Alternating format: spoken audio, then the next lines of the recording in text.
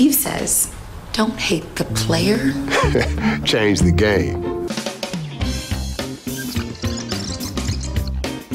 You know, the book was a bestseller, so I kind of wanted to hear maybe what Steve Harvey had to say. You know, I was like, what's Steve Harvey talking about on relationships? It was actually insightful. I mean, him being a man. So, meaning he really does think like a man.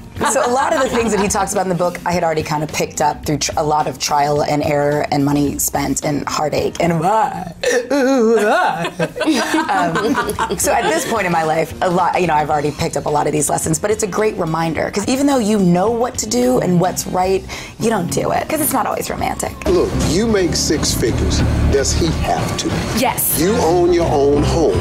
Does he have to? Yes and yes. That's what we're saying about the book is that in this weird way, it's like he just touches on like the fundamentals of these characters, and it actually opens up dialogue. And so we'd be on set, mind you, Kevin was playing himself. You know what I mean? You know, and so he had a lot to say in between takes about relationships. It was a far stretch for me to go. I don't play characters that I can't personally relate to. So even if I didn't just get a divorce, I would have asked someone to marry me and then divorce her for the character, just to see what happens. Yeah, very method. It was like a long time of shooting this film was when I was going through it, so it gave me a lot of stuff to play with.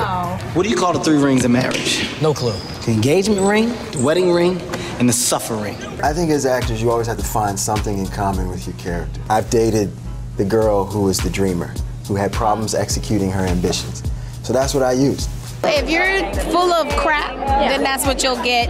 You'll get a stern, tough Taraji. But I'm soft. I'm really open to love. That's what makes me different from Lauren. She's pretty much like stern, but I'm pretty much open. I'm open to love. Women want to be taken care of too. It doesn't necessarily have to be financial. It can be just caring for, or being nurturing back, or just loving, or there for her, holding her hand. I don't go out on dates with guys who don't open the door for me.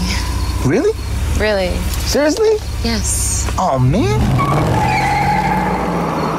You know what's weird, though? Is when I read it in the script, I reread it like 3 times. I was like, that's kind of extreme. And I was like, but it's really are we really nice. gonna put that in the script? Like, we're really gonna shoot that? But my boyfriend now actually does that for me. Did you learn that? No, he just did it. Yeah. My ex did that. He would hate, and I instinctively always went to the door, just like a clunky man. He'd be like, baby. Yeah, it's a learned behavior. Taraji herself she, like, when we would walk around, like, she would forget to let me open the door for her. Like, because she's so used to doing it herself. And we would talk about it all the time. What are your long-term goals, Jeremy? Who are you, Oprah?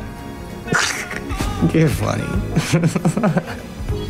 We were talking about the commitment, and Michael and Romney were kind of going back and forth on whether Jerry's character in the film was committed. He was in a 9-year relationship, but didn't put a ring on it. So is that considered commitment? And then we've been, talking about the 90-day rule. Like the movie and the book, it creates dialogue. We're talking. That debate was about is women that are waiting.